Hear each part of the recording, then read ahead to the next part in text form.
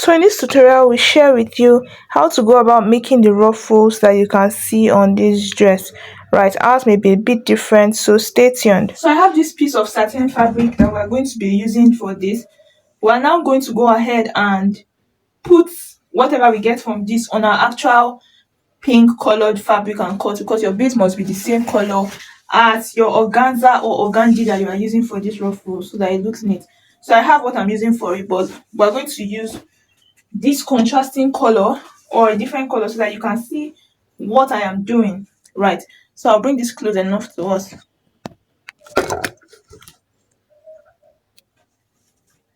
So you can see my center front here. So you can see my center front. Now from this center front, you're going to take your fabric and you're going to place it like this. First thing you want to do is measure. So based on the picture you can see that our ruffles came up to about this point of the sleeve. So if I measure from this shoulder area, the neck width, to that point of the sleeve, I have about 6 inches to 6.5 inches. You want to measure that. And then on your center front, you also want to measure. Right, you want to measure it, and we have about 6. So what we're going to be doing is connecting all those points on that fabric. So I'm going to be using that color of fabric for you. Of course, on the back too, you want to measure and know where you want this to stop. So you can see how I'm measuring. For the back, it's not straight like this, but when you come to the center, it is straight. Right, but we don't really need this center because it's going to be going in as zipper allowance. So of course, you're measuring for the side, which is 6. We have 6.5 at the arm area already. And then at the center fold, we have another 6. So you want to note all of that, because when you put your fabric, you're going to be drawing a line, and that's what you're going to be cutting along. So you want to make sure you just watch what I am doing here. So this is just a sort of scrap fabric that I already have. I want to make sure that this fabric, when you place it like this on this neckline, it is long, it is up to 6, right? So you can connect it. So you want to make sure that whatever you have is wide enough. Now you can see what I'm doing. You hold it along your V neckline and you pin. Yes, what we're doing here at this point is you're literally draping this onto the neckline to determine your base. So we're using the draping method. So you can see what I'm doing here. I've pinned it. Then you want to also pin it along the shoulder area and then all the way to the back.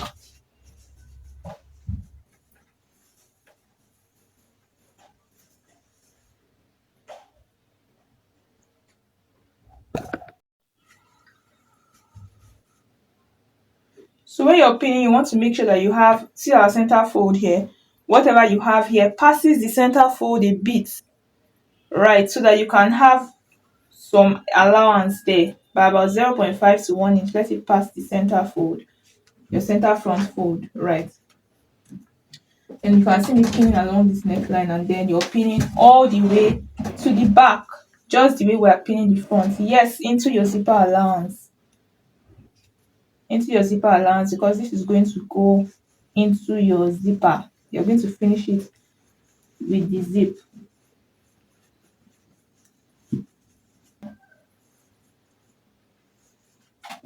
So you can see that for the back, I brought it to the zipper allowance. You can see the zipper allowance here. It has covered it there, right? Then you want to get your chalk. Now remember the 6 we measured. We're taking this back to the front. From the beginning of your neckline, that's your V neckline, you measure out the 6 that you desire for. That's where you want your ruffles to stop. You mark that on your base. Now you can see that I'm not adding any allowances. I'm not adding any allowances because by the time you fold this and turn it, in the process of turning and folding, it's going to become shorter, right? So your ruffles will be able to cover up your base. So your base is not supposed to come and everybody is seeing your base outside your ruffles. So of course, on this our shoulder joining area onto the sleeve, we have 6.5, right? So you're going to connect those two points however you want to connect it. It can be a sharp V, it can be a curved V. So you can see what I have here, right? So I've connected that, and then you also want to measure where you want this to stop at the back. So we're using 6 at the back. So you also want to connect it again from this your point where you marked at the shoulder joining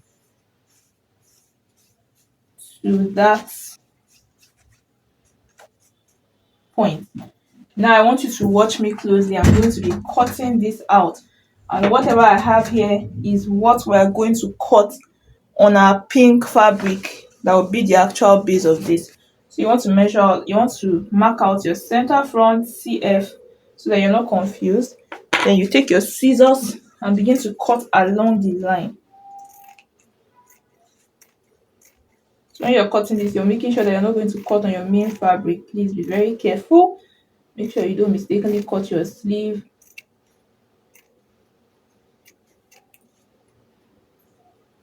So you can see what I have here, and you can see the shape of that. So I'm flipping this to the back, and I'm also cutting. So the basic thing you want to do is cut along the line.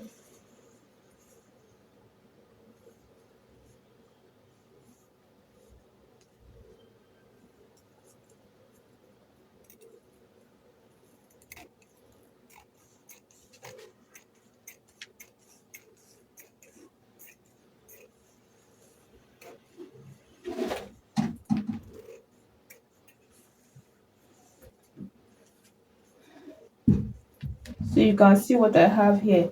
Now you see that this is a bit winged. So you're going to align this with the zipper allowance. So you see that if I open up the zipper allowance, see that extra flap of fabric, you can cut it out. Just make sure that it stops on the same place as the zipper allowance, which has already been torn the lining. So you can see we have our base for this. Now I'm going to be cutting this base in the color pink, right? So you just straighten out a bit and still make sure you have that allowance, right? So I'm going to remove this, and then we're going to take this to the main pink fabric where we're going to be cutting it. So you can see I've folded this. I'm going to place it on fold. So this is our folded point, and this is our, should I call this our toil? So you're going to place this on the fabric. See our center front mark and see our center back mark, and you're going to cut this out. So you can see what I'm doing. So you cut.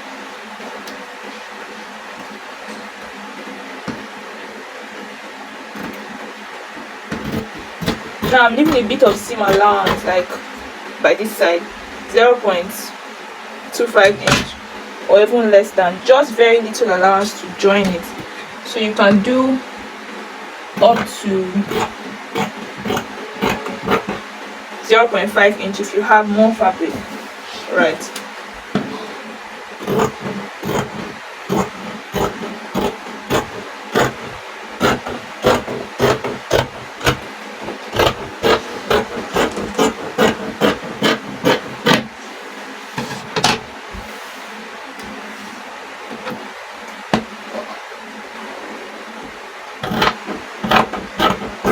And of course this is our neckline area.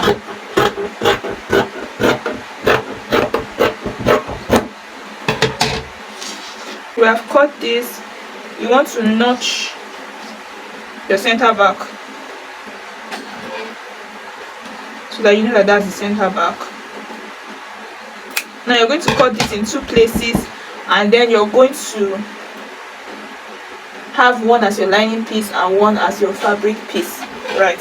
So for this we're going to go ahead and join by 0.25 inch. If you add 0.5 inch as your allowance, you're going to join as that on this center front. This is our center front, but the center back you're going to leave it open, right? So I've sewn this at the center front, and you can see our center back is open. It has been notched. So if I open this up, this is what I have. It goes all the way from the front to the back. Now I also have the second piece. So one of them is lining and one of them is my fabric piece. Now you can feel free to add interfacing to yours, air stay, paper stay, whichever one works for you, preferably air stay, right, so that this has a bit of structure. You're going to open it up, center front to center front, and then you're going to turn. You're literally going to turn this out, right? So the only part you're not turning is your center back. So you're going to sew by 1/2 inch, and then you also sew down by 1/2 inch. So I'll take this to the sewing machine, do that, and we'll be right back. So I've turned this, and you can see what we have here, right? So the next thing you want to do is work on your organza fabric, right? So after using the lining to sew onto the main fabric, you turn it onto the right side and you give it a good press like I've done. Now this is my fabric for ruffling. This is called the Organdy fabric. You can use organza and you can use satin. You can use any silky fabric for this, but I prefer using organza or organdy so that it looks very nice, right? I have 3 yards of fabric here. The first thing I'm going to do is fold the entire fabric. Now the length of this fabric is by 60 and then the width is 3 yards. So I'm going to fold this selvage to selvage and pin, and I'm going to cut it in half. Now when I do that, the length I'll have will now be 30 inches, right? I'll have 30 inches per side. So I'll do that and come back to show you. So the basic hack here is you fold selvage to selvage. Now your selvage is where you usually have these holes at the end of your fabric. You just pin and fold, right?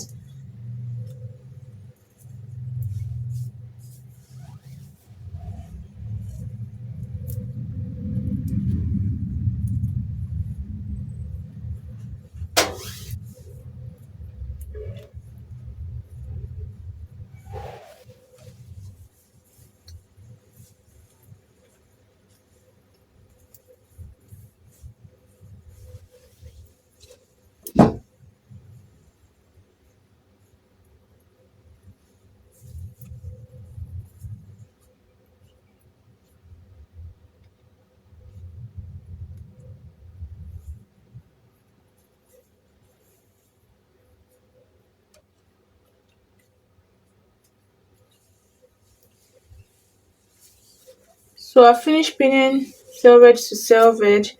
One of the easiest ways to cut this is either to take it to the floor and spread it out and cut, or to fold. So I'm going to fold this into 2. Now I've pinned selvage to selvage. This is the folded part and this is the lower part. So you can see me holding this and folding it into 2, so that when I want to cut, I'll just cut it easily. So you just take your scissors and you can cut this into 2. Just cut in half like you can see me doing.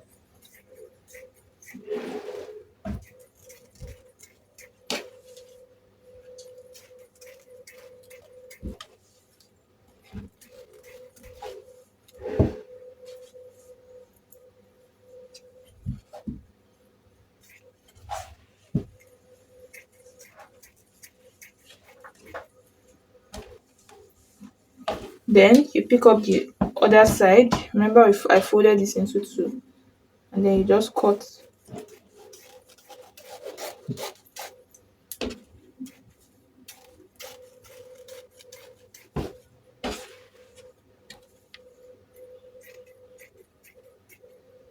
So I have my Organdy fabric by 3 yards and 30 inches length in 2 places, because we've cut our length into 2. Right, remember we just finished cutting, we folded selvage to selvage and we cut in 2. So I have this organdy fabric in 3 yards by 30 inches for each side. Now remember that on our base we have a middle fold, so we're going to be ruffling along each side with the two different pieces of organdy. Next thing you want to do is, I'll keep this aside. Next thing you want to do is draw your lines, right? So depending on how full you want this to be,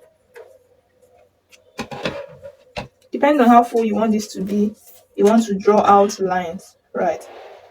So I can do 1.5 inch, and since this comes like this, I'm going to slant my lines, 1.5 inch slant lines. So I'm drawing my lines 1.5 inch apart, and they are slant lines. I hope that this is visible because my chalk is the same color as what I'm working with. So from this my center line here, 1.5 inch, 1.5 inch, 1.5 inch, 1.5 inch. You mark it 1.5, 1.5, 1.5. So you get to the end. Now you come out from the end of your base by 1 inch. So whatever we're doing there is going to end on 1 inch, right? So I'm going to continue this process on the other side. On my center front, I'm marking 1.5 inch.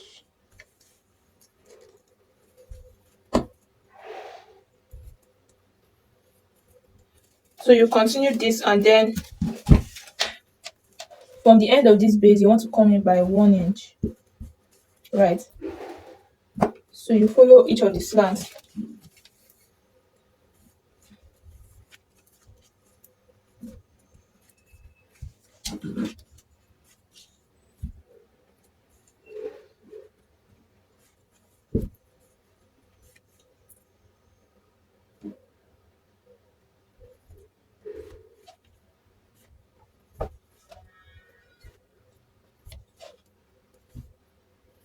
Now if you want yours to be less fuller, you can actually do 2 inches, you can do 3 inches apart, right?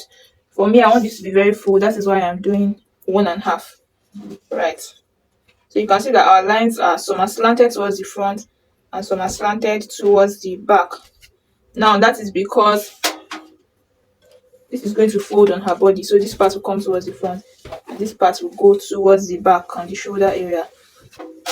The next thing you want to do is pick up your organdy fabric, fold in half like this and sew, right? So you fold it in half and sew it. You sew along this area to the end for the both of them, and we're going to come back and I'll show you what to do. So you can see that I've sewn this. I've sewn it. The next thing I want to do is flip it onto the right side.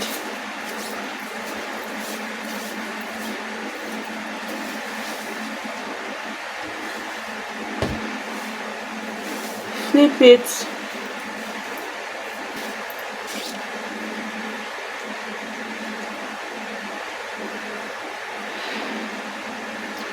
And then after flipping, you're going to measure. For me, after measuring this,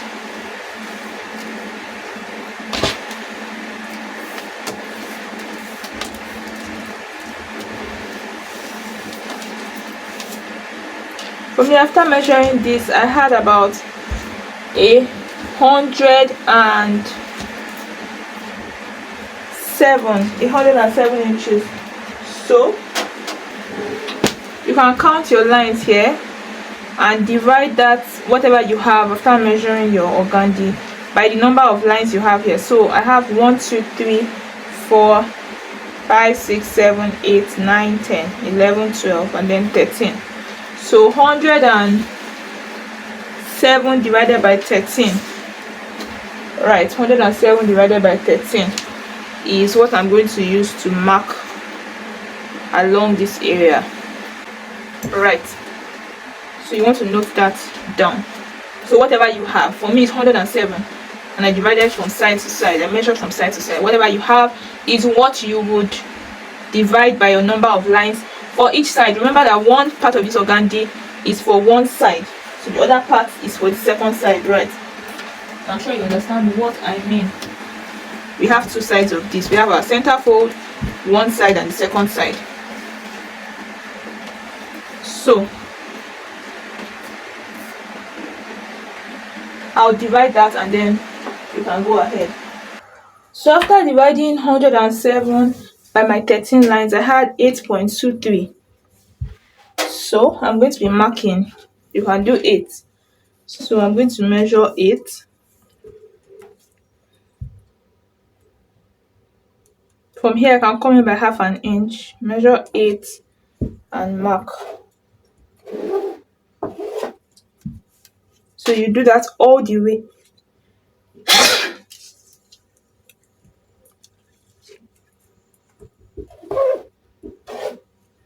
So I'm going to mark like that all the way till the end of this. I'm also going to repeat this on the other side of my organdy, on the other piece, right?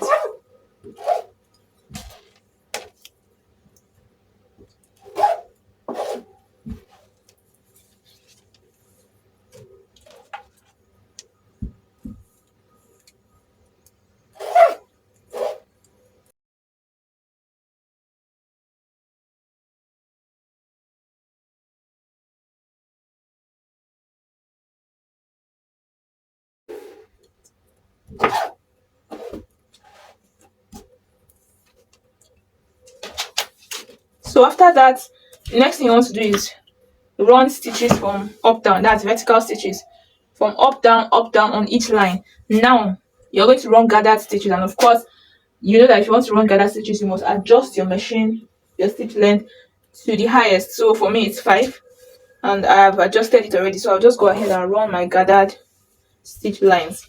So you run your lines and you make sure that you don't back stitch. So dear designer, you can see that I've gone ahead to run gathered stitches on my organdy fabric, right? And they are vertical lines. Remember we had 8 8 8 8, and you're supposed to divide yours and get your line based on how much fabric you have. So note that this is not cast in stone. You can use more fabric for this if you want even more fullness and more sophistication, right? But this is what I need, and so it's enough for me. So the next thing you want to do is you want to begin to pull and create gathers, right? You want to begin to pull and create gathers. So of course, okay, I would like to say I'm speaking to beginners here, so I'll pull a bit and show us so that you can do the rest on your own. And after now, it becomes a lot of fun because it's time to fix it on our base, right? So you can see how I'm pulling that, and then you try to pull in a way that you don't end up cutting your thread, please. So you can see I have my gathers there. So when you pull, of course, you can choose to tie this into a knot so that it doesn't loosen up. So I'm speaking to beginners, and that is why I'm making this very detailed. So I'm pulling the next one. You can see what happened to me. Literally, I over pulled. Oops. And so I'll have to fix that while I am placing it on the base. And you can literally see how to fix that. So whatever thread you have next, you just continue with it, create whatever gather you can. When you place on the base, you can manually finish creating your gathers. So I'm leaving the threads temporarily until we place this on the base, and then there I'll begin to cut them off because you want whatever you're doing to be very neat. So this is another one. And this is all for this part. So the next thing you want to do is get your base, and I'm going to be showing you how to place this on the base. So dear designer, after you have gathered everything, this is what you would have. So you can see what I have here. Right, so this is our center fold line. This is our center fold line. You can see my lines on this base. I hope that they are clear enough for you to see. So you can see what I'm doing. I have this. I'm going to turn it like this. Remember, our lines are slant. I'm going to flip it to be in bias form because I want these sharp points to show on the dress. So again, look at what I did. I didn't just place it straight like this. I flipped it to come in bias form. So you can see what I did here. So you can see how I'm holding it. You're going to place it like this, and I want it to still come down from my base a bit. So I want it to look long, a bit long on the dress. And then you take the second part, you put them together, and you run a stitch. So you can see what I'm doing. I'm running a stitch. Now these are joining from the inside before we flipped here. You can see it here. So all of that is inside. So you're going to run a stitch. You can pin for now, but have it in mind that you're going to stitch this together. So you put it,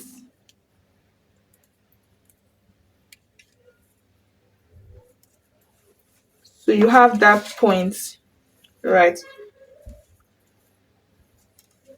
So you can allow your V come down a bit, and then on your center front you can stitch. Just make sure that none of your raw edges is showing. So after you stitch, you know, I pinned that point. After you stitch, I'm going to do that on the sewing machine. After you stitch that together, you place it like this, and then you still run a stitch, right? You can either run a stitch or you can use invisible thread to hand tack it so that it's not obvious what you did there. So for me, I'm going to be using invisible thread to hand tack, so I'll still pin, right? I'll still pin this. So for this point as well, at this point, allow your creativity guide you. You pin to the end of the base. Remember, we don't want our base showing under this. So everything you're doing, you must have that in mind. So you can see what I have here.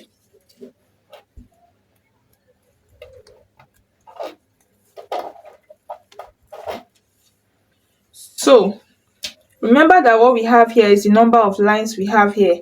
The next thing you want to do is take the next line that you have gathered and place it on top of this line, your next line here on your base. And then you're going to run a stitch from up to down. So you're going to hold it in place, pin, hold this in place, and sew, right? You can choose to pin them before doing this, but the disadvantage of pinning before doing this is that it will become too bulky for you to sew on it. So I'm going to go to the sewing machine now and show you the sewing process of this. So at this point, you can decide how wide you want this to be, right? So the next one, you're going to take it and put it on the next line and sew. So it's a repeat of the same process until you have exhausted your lines, right? And then for this other point, this your last line here. This your last line here. You're going to flip it to the back and sew on it. And then of course you can choose to, you can see what I did. This is how it goes normally. I flipped it to the wrong side and I'm sewing on it. Don't worry, if you're doing it, once you're practicing this, it would work for you. Now if you're working with your client's dress, you want to make sure that you practice this on your own before making their dress, please. So you can see what we have here. at this point nothing you do on this will really show, right? Because you're working with ruffles, they just hide and look even more beautiful. So once you have done that and you have held it, you sew, and then you follow your lines and repeat and the process I've followed up here. So we also repeat this on the second side, and then of course we'll finish. So we're going to sewing machine now to do some of the sewing work so you can see what I mean by what I've been saying, and then of course we'll do the finishing. So I was actually having issues with setting up my camera for us to see well, so I decided to come back to show us what I am doing on the table so that you can see it clearly, right? So the first thing we did here was to join our two pieces of organdy that's supposed to be for the two sides, right? After joining that, we placed that center line on the center fold of the base, right? And then we pinned, so you can see that. Let me repeat it for us so you can see. So this center fold, you know, it's not gathered, you bring it down a bit below the base, you fold so that it can ruffle up there as well, and then you pin. Then you make sure that it also covers the top part, so any rough edge you try to make sure that you cover it by hand tacking. Now the next thing I did was I have one line here. I took that part, something like this, and I folded it into that line, right? Now that is why we left the line. So now you understand this if you are trying it out by yourself. So I'm going to do another one and show us now. So you take the next gathered point. At this point you can start trimming your thread from your gathers. So before you put each one, you actually trim your thread. When you sew too, you trim the thread so that this ends up very neat. Your client will not be seeing thread inside their dress, right?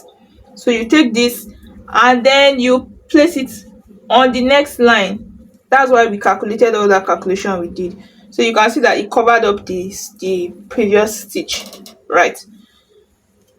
So you place it on the line, you hold it and you sew from up down.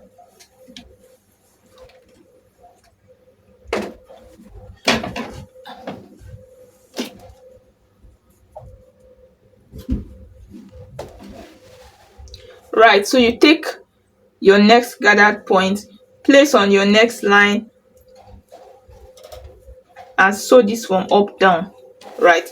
You take the next one again, place on the next line, make sure you don't miss any of the lines, and sew from up down. While you are doing this, you are making sure that you are adjusting your gathers so that this covers up, your base is covered, and it gives you the V. Remember that we need the V to come out, right? It gives you the V and it covers the base, and then you sew.